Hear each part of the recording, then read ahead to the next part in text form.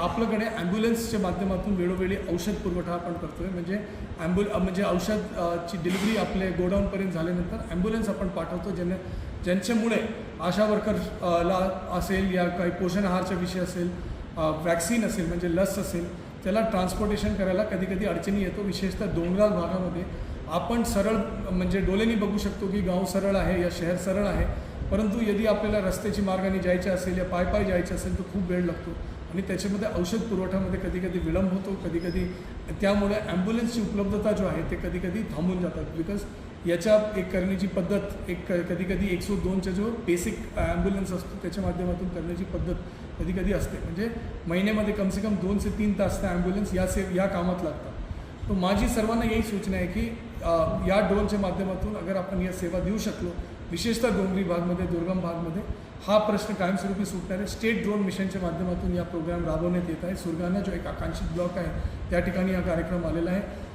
माझी प्रयत्न आहे की लवकरात लवकर हे कार्यान्वित करून घेऊया. 15 ऑगस्टचे प्रयत्न आपण करतो आहे, परंतु त्याच्या काही लॉजिस्टिकल चॅलेंजेस येत आहेत, परंतु 15 ऑगस्टला अगर झालं तर अतिउत्तम आहे.